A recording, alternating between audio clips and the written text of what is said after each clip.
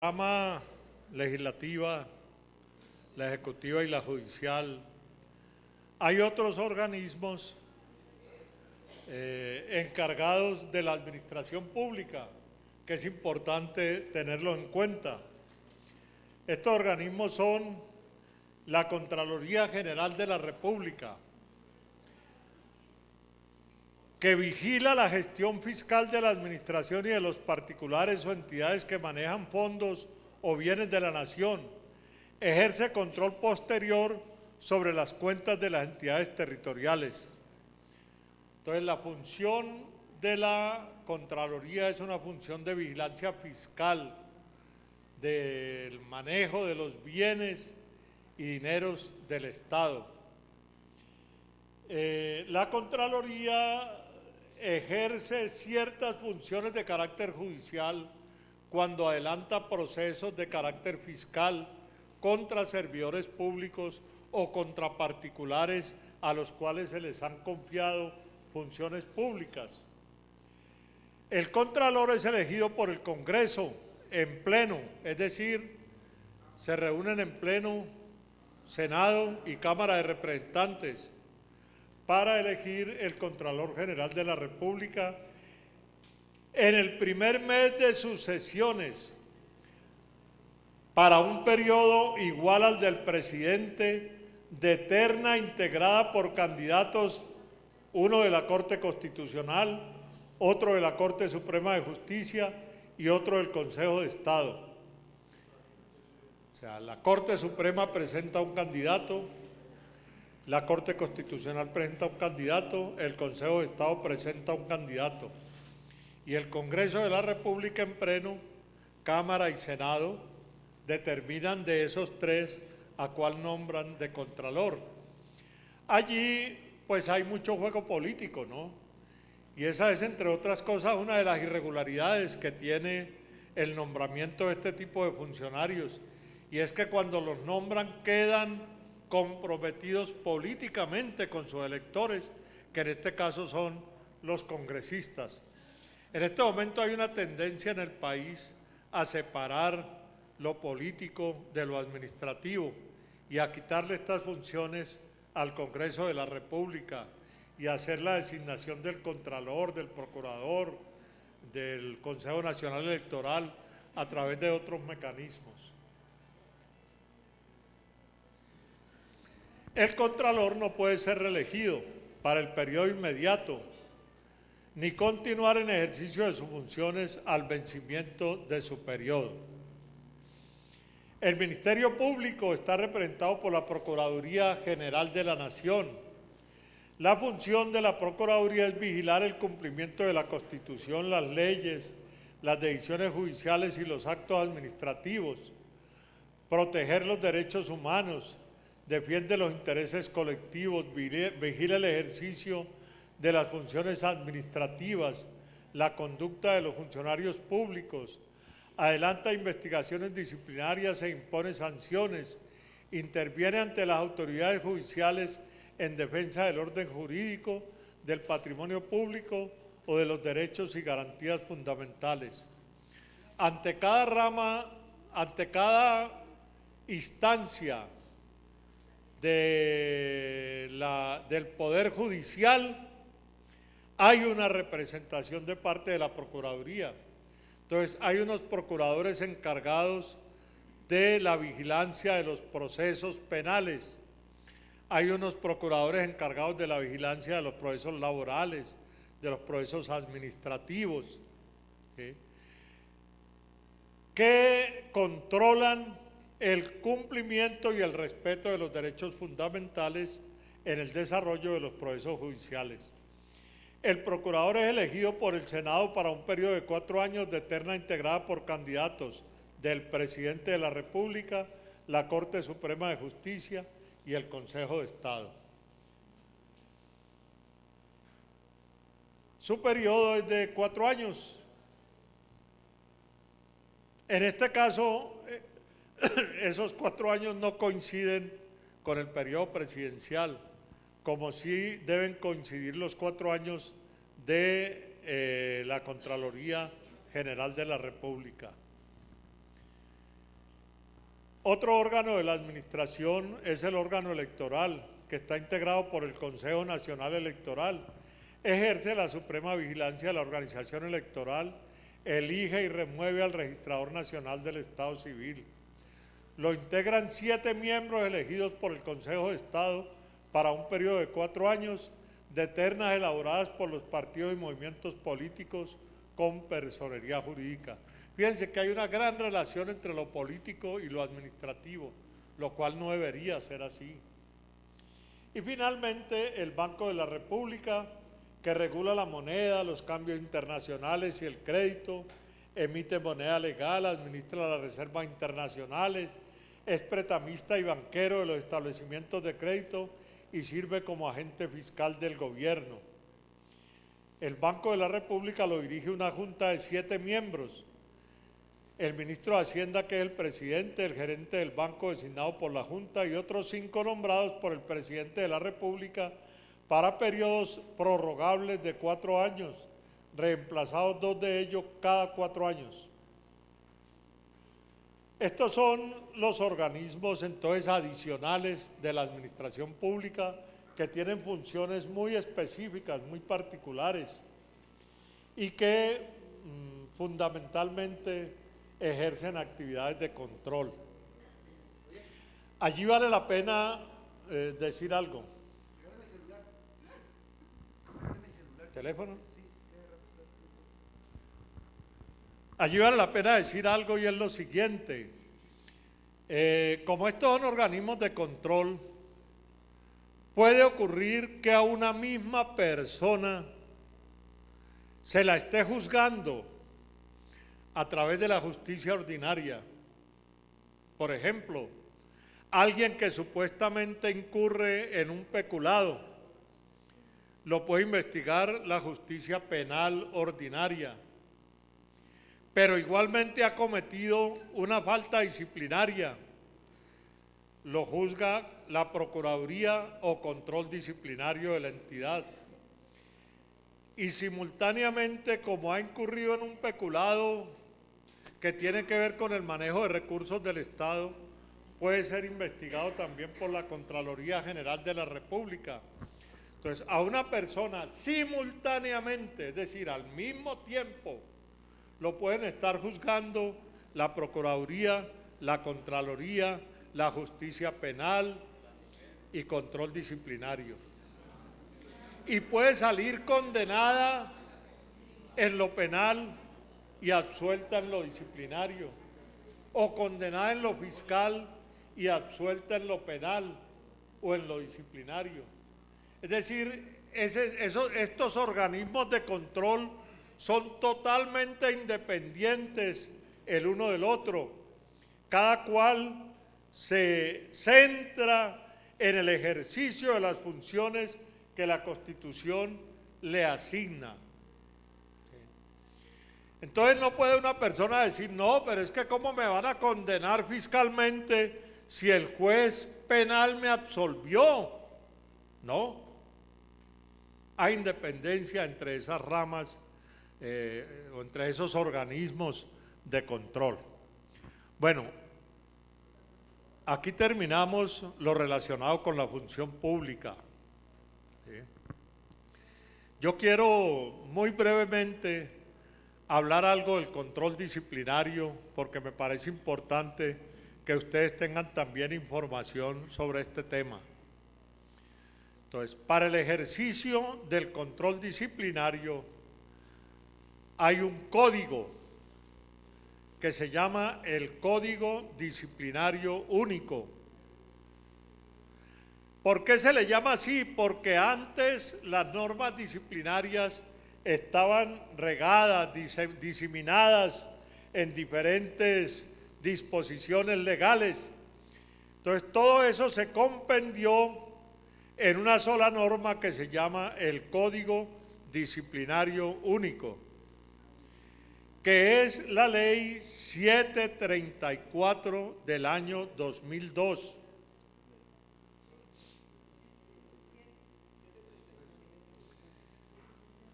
Ley 734 del año 2002. El máximo organismo disciplinario en el país es la Procuraduría General de la Nación. O sea, la Procuraduría tiene el control preferente en materia disciplinaria. Pero la ley disciplinaria establece la posibilidad, o mejor la posibilidad, no la obligación, de que en todas las entidades públicas exista una oficina de control disciplinario. Dice la ley disciplinaria que esa oficina de control disciplinario debe estar al máximo nivel dentro de la entidad. Por ejemplo, la oficina de control disciplinario del SENA depende directamente del director general del SENA. Está al máximo nivel. La oficina de control disciplinario o el departamento de control disciplinario de cada institución se encarga de adelantar los procesos disciplinarios de los funcionarios de esa institución.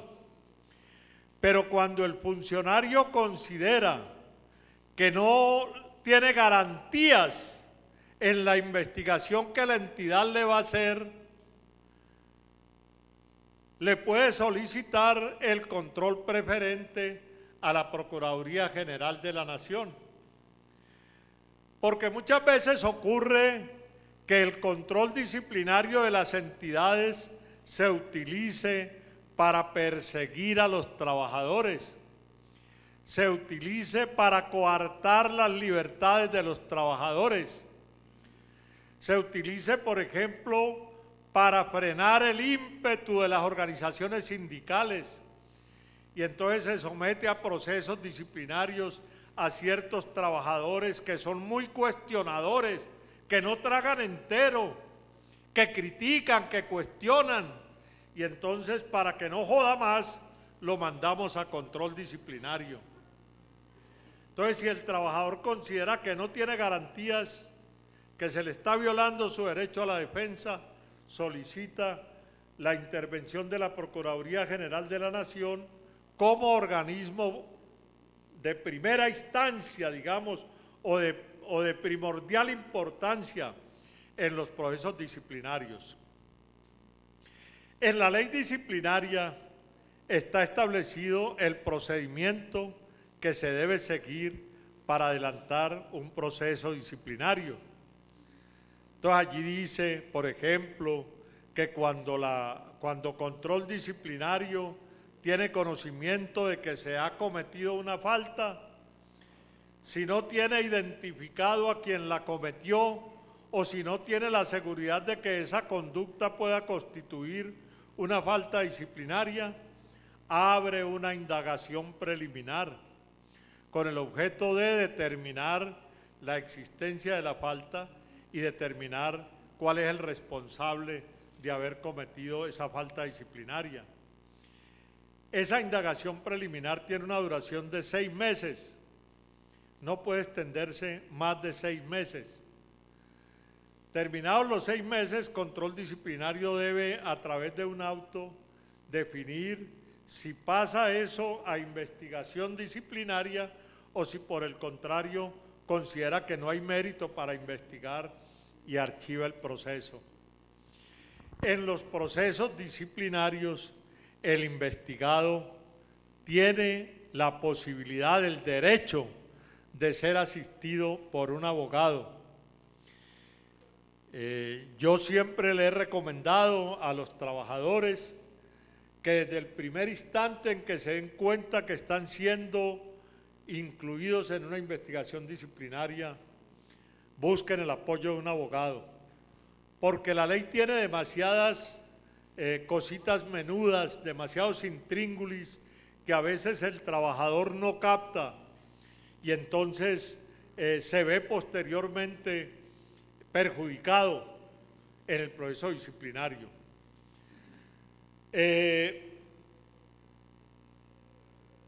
La ley disciplinaria establece unas faltas que son consideradas faltas gravísimas.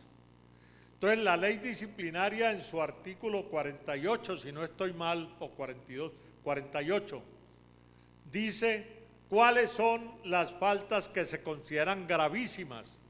Y esas faltas gravísimas dan lugar a la destitución. Cuando a mí me someten a un proceso disciplinario y en el pliego de cargos me dicen que mis faltas han sido consideradas como gravísimas,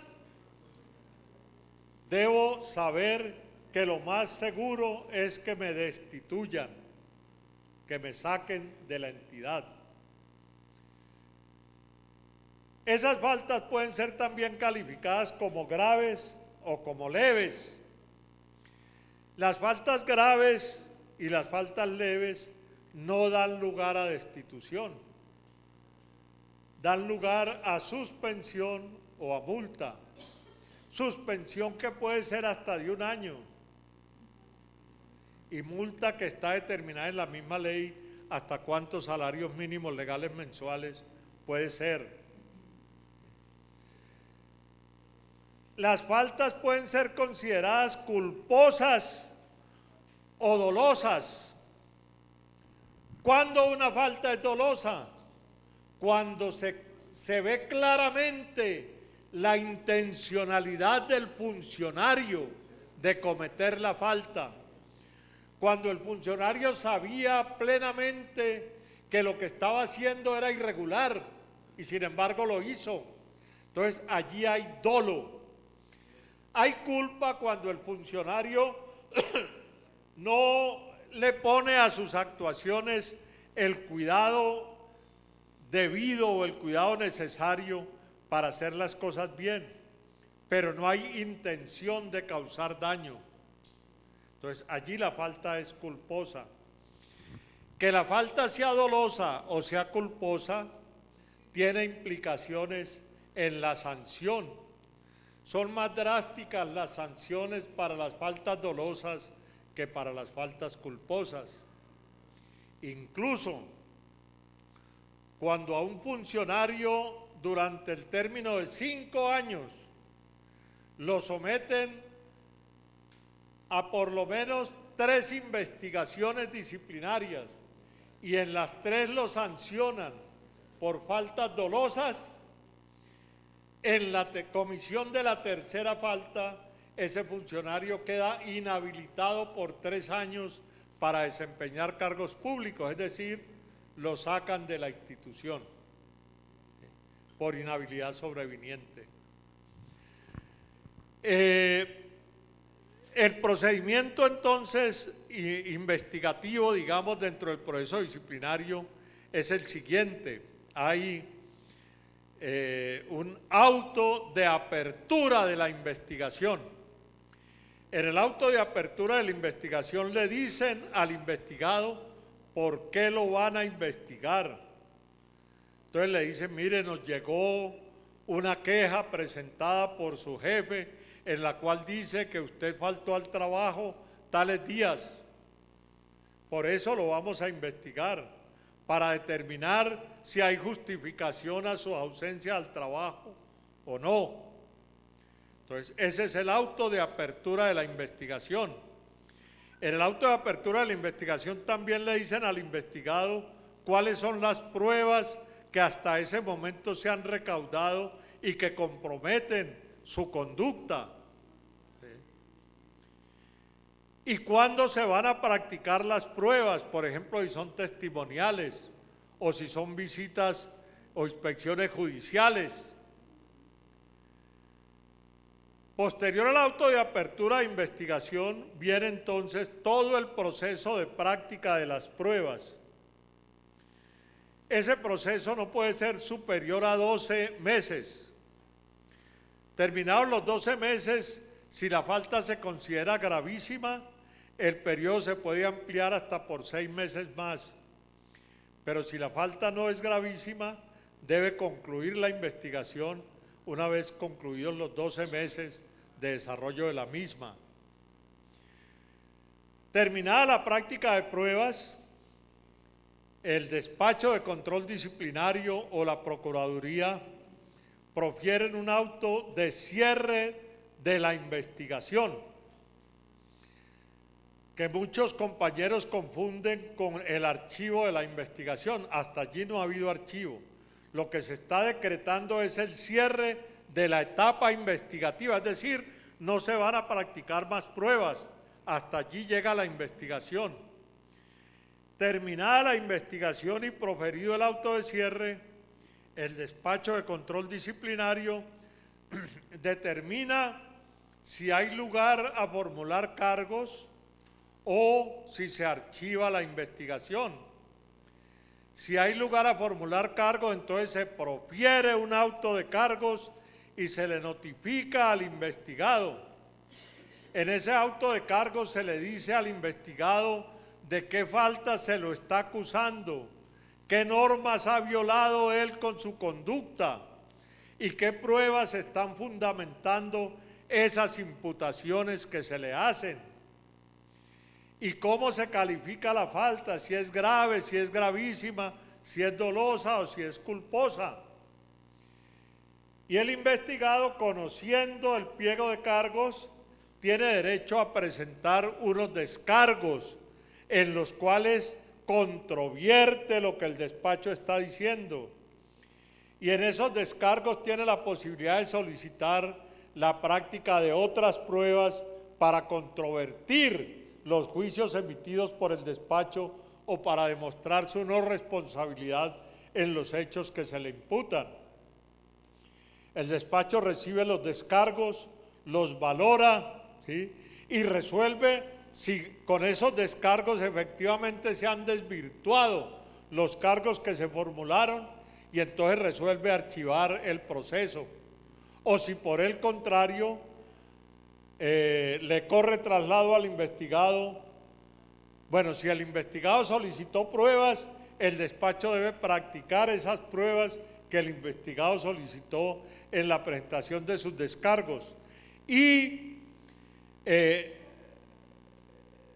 practicadas esas pruebas, se le corre traslado al investigado para que formule los alegatos de conclusión. Si con esas pruebas que yo solicité que se practicaran, logré controvertir lo que el investigador me estaba imputando en el pliego de cargos, entonces en los alegatos de conclusión yo tengo la posibilidad de demostrar eso para que esos alegatos sean tenidos en cuenta al momento de fallar. Ya voy a terminar y te doy la palabra. Viene luego entonces el fallo de primera instancia y el derecho que tiene el investigado de presentar un recurso de apelación para que sea resuelto por el superior inmediato de ese funcionario de control disciplinario, que por ejemplo en el caso del SENA es si la investigación se está haciendo por parte de control disciplinario, el director general del SENA. Entonces va en segunda instancia a la Dirección General del SENA, la sustancia a la Oficina de Control Jurídico de la Dirección General y el director general le pone la firma al fallo de segunda instancia. Proferido el fallo de segunda instancia, allí termina el proceso disciplinario. Ya no hay absolutamente nada que hacer, a no ser que yo considere que se me han violado derechos fundamentales y entonces tengo la posibilidad de acudir ante la justicia contencioso-administrativa para que allí se me resuelvan esas irregularidades que se cometieron dentro del proceso disciplinario. ¿Tú ibas a preguntar algo? Sí, quería saber, profesor, ¿en cuál de estas etapas es que hay que presentarse con abogado? Gracias, profesor. ¿En cuál de estas etapas es necesario presentarse con abogado? ¿En la de descargos? ¿La primera de descargos?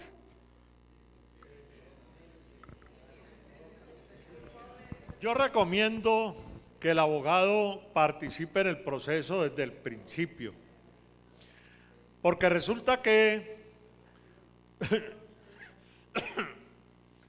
cuando se están practicando las pruebas, se están recibiendo testimonios, el investigado tiene la posibilidad de participar en la práctica de esos testimonios, bien sea personalmente o a través de su abogado, y formularle preguntas al declarante. Y ese trámite que se haga en la etapa probatoria va a tener un gran valor posteriormente para la presentación de los descargos. Nosotros aquí en el SENA acostumbramos a hacerle acompañamiento al trabajador en el proceso disciplinario desde el momento en que lo llaman a la investigación.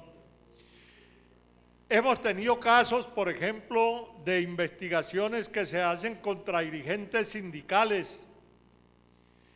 Nosotros hemos participado en la instancia de práctica de pruebas. Nos ocurrió, por ejemplo, una vez en Tuluá, cuando estaba de director del centro Melquisedec Vela. Entonces estaban haciendo una investigación contra Villada y otros dos compañeros del comité pues, de allá de Tuluá. Entonces nosotros llegamos, los tres compañeros del sindicato y mi persona como abogado nombrado por ellos, y nos sentamos en el despacho a esperar que llegara quien iba a declarar que era el jefe, el director del centro. Y entonces el hombre venía pues seguro de que iba a lograr su cometido, ¿no? Y entonces entró y nos vio allí y ahí mismo se paró y le dijo a Liliana Torné: yo no declaro si ellos no se van. Y entonces Liliana le dijo: no, doctor, qué pena, pero es un derecho de los trabajadores participar en la práctica de la prueba, y junto con su abogado. Y le tocó al hombre sentarse y respondía titubeando, es decir, estaba diciendo mentiras, porque cuando uno tiene la verdad no titubea. Y el hombre empezó ahí a titubear y todo confundido, y claro, entró en contradicciones.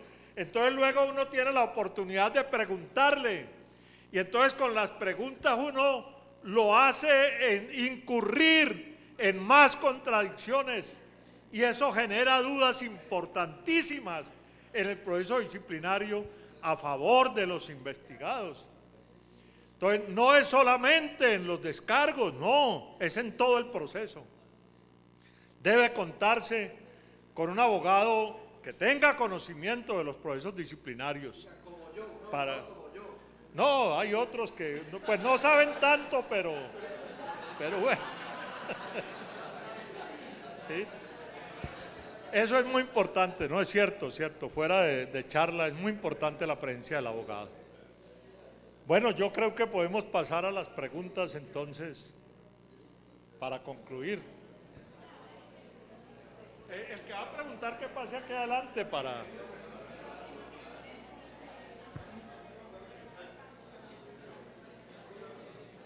Hola, ¿qué tal? Son dos preguntas porque se acumularon. Una es de los subdirectores. Si ellos hacen concurso de méritos y lo ganan y todo eso y están aquí, ¿por qué al final los destituyen como si fueran de libre nombramiento y remoción? ¿Por qué al final qué? Los destituyen, los sacan a los subdirectores como si fueran de libre nombramiento y remoción. Es decir, ellos hacen un concurso porque al final no hacen todos estos procesos y ellos simplemente los sacan como si fueran de libre nombramiento y remoción. Subdirectores. Porque son de libre nombramiento y remoción. Es que no es un concurso de méritos, es un concurso al que le llaman meritocracia, que nosotros entre otras cosas lo llamamos mentirocracia. Y es meritocracia, no es concurso de mérito. No tiene las condiciones del concurso en el que ustedes van a participar. Es diferente el concurso, bueno, ya saben. En este caso de los procesos... Perdóname, pero además de eso, así fuera concurso, así hicieran un concurso con todos los de la ley, lo que van a proveer es un cargo de libre nombramiento y remoción. Entonces, si hacen un concurso con todas las de la ley, nombran al mejor, porque fue el que sacó el mayor puntaje, eso no le brinda a esa persona ninguna estabilidad absoluta, porque su cargo sigue siendo de libre nombramiento y remoción, y entonces lo pueden sacar cuando quieran. Gracias. Y la otra es con respecto a estos procesos disciplinarios, ¿qué papel juega allí la comisión de personal que existe, por ejemplo, en el SENA? En los procesos disciplinarios ningún papel. La comisión de personal no interviene absolutamente para nada en los procesos disciplinarios. Tiene que ver con los procesos de concurso, tiene que ver con los procesos de ascenso, encargaturas, etcétera, etcétera, etcétera, pero no con los procesos disciplinarios. Tiene ninguna intervención.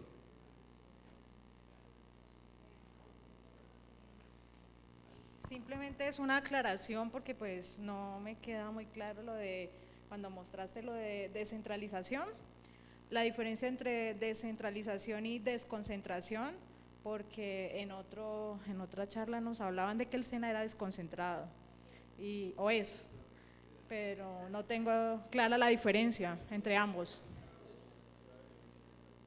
Gracias. Intérprete. Javier, diferencia entre descentralización y desconcentración, porque en una charla, dice ella, le dijeron en la ESAP que el SENA es una entidad desconcentrada.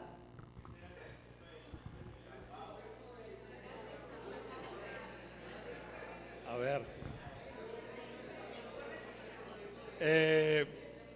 ¿qué sería una entidad desconcentrada? ¿Qué sería? Esa figura yo no la conozco. Que haya una entidad que sea desconcentrada no me funciona en la cabeza como una figura de carácter administrativo. Pero puede haber desconcentración en la toma de decisiones.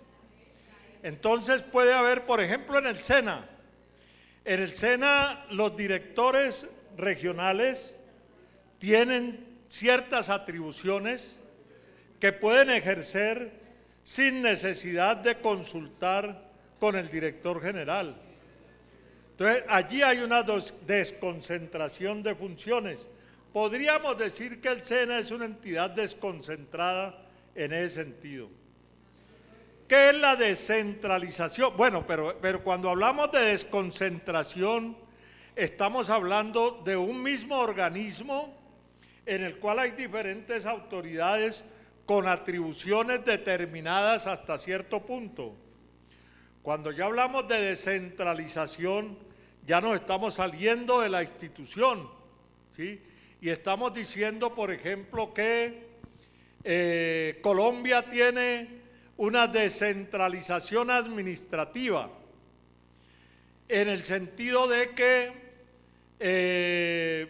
los municipios tienen autonomía, ¿sí?, administrativa para manejar, por ejemplo, sus propios recursos. Pero esos municipios incluso tienen entidades que son descentralizadas, que si bien pertenecen al municipio, tienen autonomía también en el manejo de sus propios recursos. Entonces, la descentralización tiene que ver fundamentalmente con los procesos administrativos y económicos de las entidades. La desconcentración tendría que ver con los procesos administrativos dentro de la misma entidad. ¿Sí te queda claro o te confundí más? ¿No? Bueno. Por ejemplo, los recursos del SENA son manejados desde Bogotá o son manejados en las regionales. Hay un presupuesto nacional del SENA, pero es un presupuesto que se maneja desconcentradamente. Entonces, ese presupuesto se distribuye en las diferentes regionales y aún dentro de la misma regional el presupuesto tiene unas asignaciones determinadas, por ejemplo, para pago de nómina, para gastos de viáticos, para bienestar al trabajador, ¿no?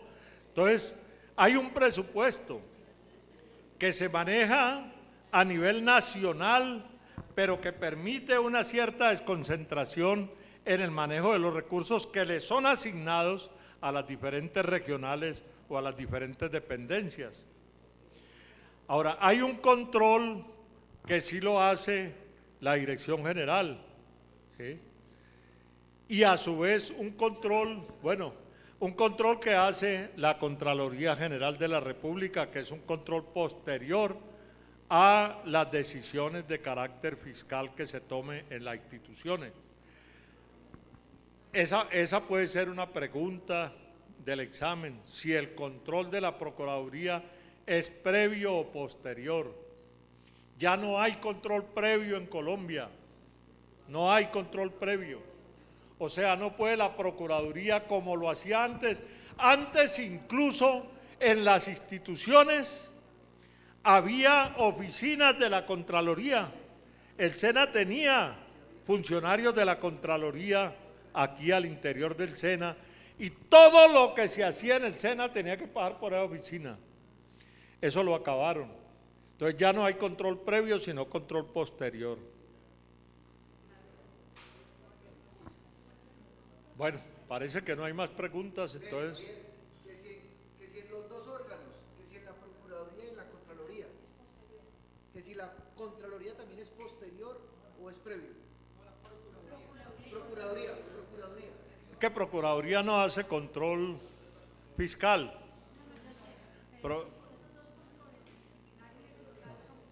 No, Procuraduría no, por ningún motivo hace control previo.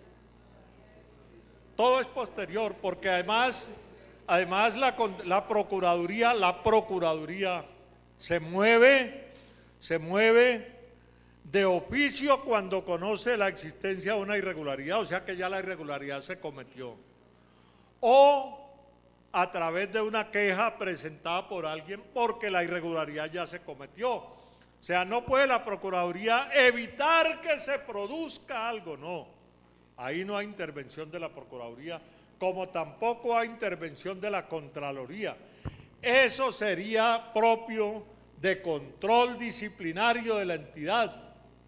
Entonces, por ejemplo, ¿qué pasa, por ejemplo, en el SENA? Resulta que a Rodrigo lo nombran supervisor de un contrato, de unas compras que el SENA va a hacer. Entonces Rodrigo va a ser el supervisor. Pero resulta que Rodrigo tiene que cumplir unos trámites como supervisor de ese contrato y descuida los trámites poniendo en peligro el patrimonio de la entidad. ¿Quién interviene allí? Control disciplinario para investigar la conducta en que haya podido incurrir Rodrigo por omisión de sus funciones como supervisor del contrato y evitarle un daño patrimonial a la entidad. Por ejemplo, en el organigrama bajo el nivel del director hay 4 oficinas, ¿cierto? Está sistemas, comunicaciones, pero también tenemos control interno y tenemos control interno disciplinario. ¿Esos dos controles, el interno estaría como previniendo en lo fiscal o eso es aparte? Tenemos una oficina que se llama Control Interno Administrativo y otra que se llama Control Interno Disciplinario. La una se dedica a vigilar el cumplimiento de los roles administrativos de la entidad, a vigilar, por ejemplo, los procesos administrativos. ¿Sí? Y la otra ya se encarga de vigilar la conducta de los funcionarios a nivel particular, que sería el control interno disciplinario.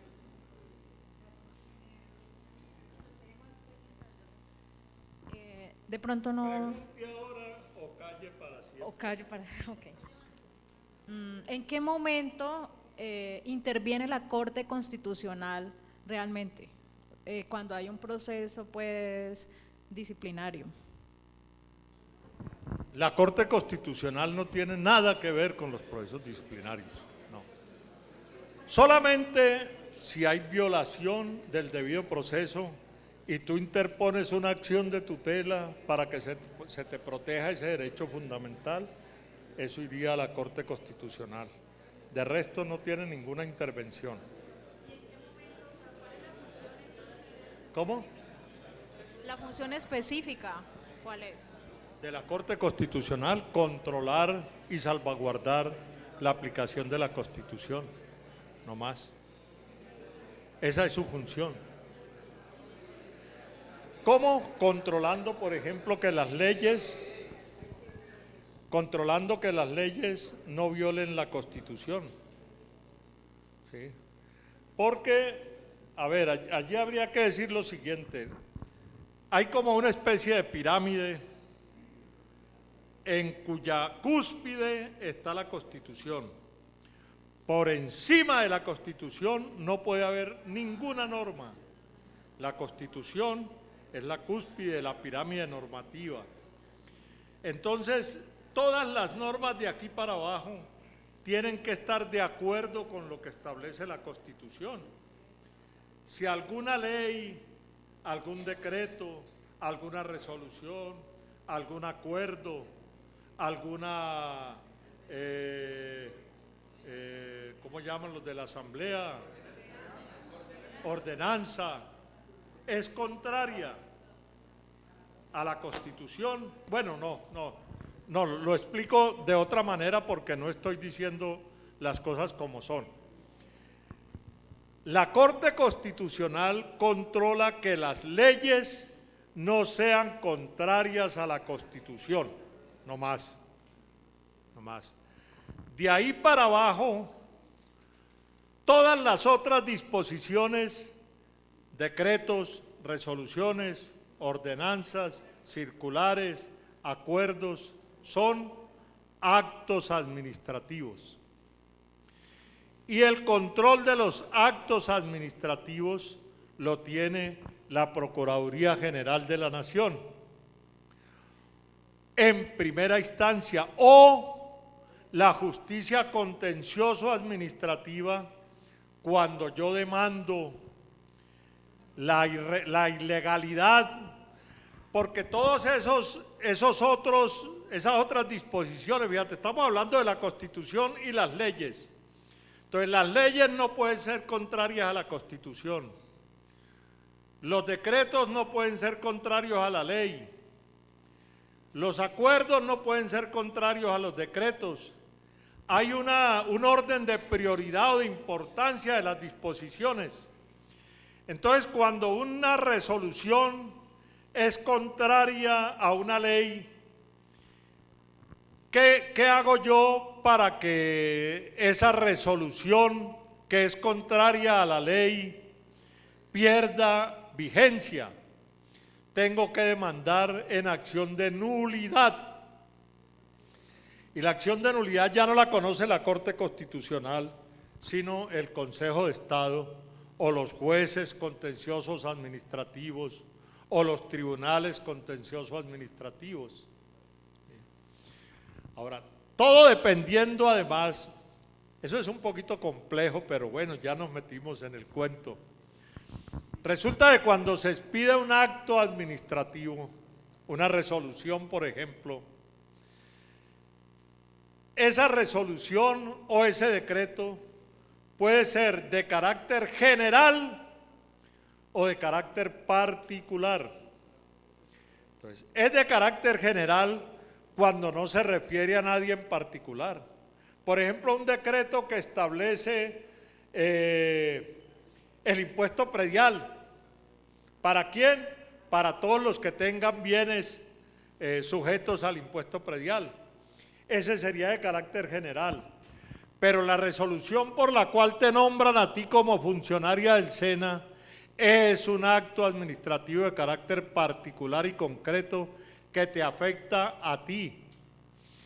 Y si en ese acto administrativo de carácter particular y concreto que a ti te deben notificar de manera personal, mientras que el otro basta con que se publique en la Gaceta Oficial.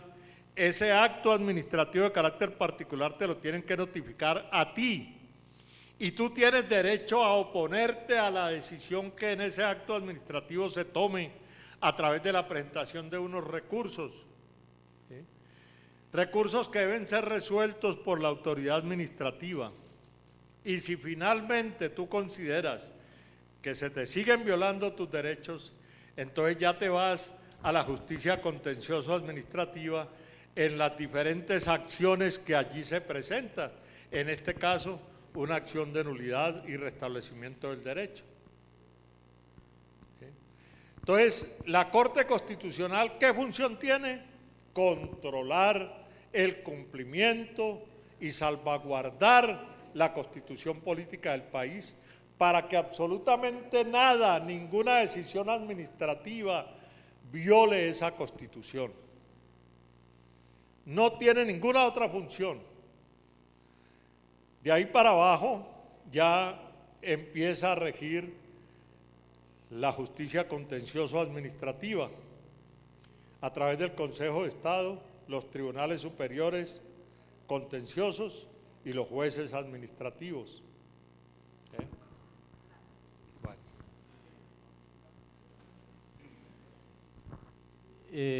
Bueno, también para aclarar una duda, ¿cuál es la diferencia entre destitución del funcionario público y insubsistencia que usted mencionó?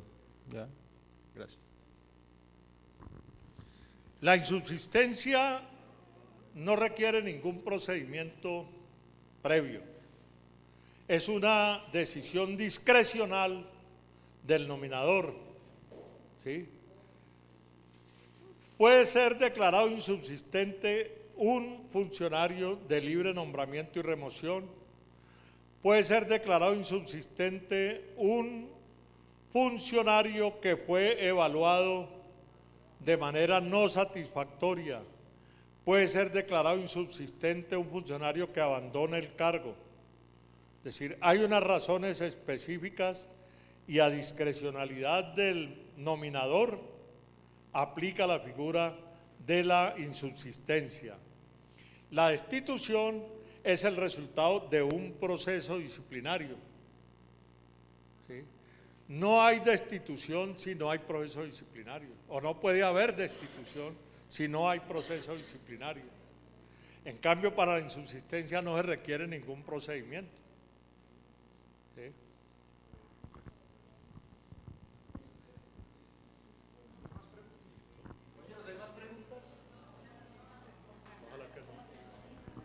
Bueno, yo creo que se merece un aplauso el compañero Javier Andrade. Muchas gracias a Javier. Javier no alcanzó a dar toda la charla que tenía prevista. Javier, yo no sé si nos comprometemos. El próximo sábado no hay acceso a las instalaciones por las elecciones, pero dentro de 15 días, que es 17 de marzo, a ver si tenemos posibilidad, Javier, de darle continuidad a la charla que usted tiene prevista, si nos podemos comprometer para que estemos en el mismo horario de 4 a 12 del día, de 8 a 12. Él nos confirma y entonces les estaremos comunicando a ustedes por correo electrónico. ¿Tienes una pregunta?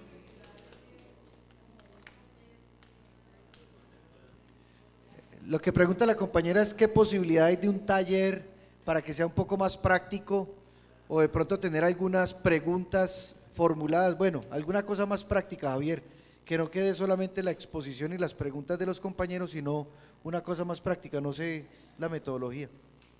Pues yo no sé, lo que pasa es que estos temas son tan extensos y hacerlo de manera un poco más didáctica de pronto es un poco difícil porque no alcanza el tiempo. ¿Sí? Pues a mí yo estoy de acuerdo contigo, la charla magistral es lo más aburridor que puede haber, pero desafortunadamente no da para más. Bueno, Javier, no, ella no está diciendo que tu charla sea aburridora, ella está encantada. No, ella no quiso decir, Ella quiere es que lo lleves a la práctica. ella no quiso decir eso, pero lo dijo. Bueno, compañeros, entonces quedamos pendientes para la próxima. Saludar que sigan participando en las capacitaciones, compañeros. Cualquier inquietud que tengan. Solamente una cuñita rápida, compañeros. Acaba de llegar una información. Vean la página de la comisión, porque ya dicen que al 7 de marzo ya llegan los resultados o sea, la fecha final de los resultados, y que solamente hay reclamación por 2 días, 8 y 9 de marzo. Entonces, compañeros, no dejen pasar el tiempo por si de pronto hay que hacer alguna reclamación, porque de pronto lo descalifican por no cumplimiento de requisitos. Estén pendientes de ello, compañera.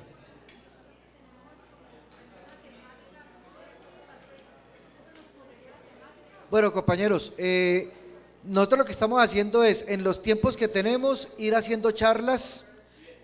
Creo que también de manera autónoma deben revisar la presentación del programa de capacitación, porque van a haber temas que de pronto no alcancemos, porque las pruebas están muy encima. Entonces hay que revisar muy bien ese programa, y válganse mucho también de internet, porque es probable que en internet hayan otras charlas que pueden hacer de manera autónoma. Aquí seguiremos programando 17, que es el sábado 17 de marzo, a ver qué charla traemos. ¿Listo, compañeros? Todo este material, reitero, el material se está subiendo a la página del CEPEF, www.cepefsena.org. Estamos montando los videos de estas charlas y los materiales. ¿Listo? Muchas gracias.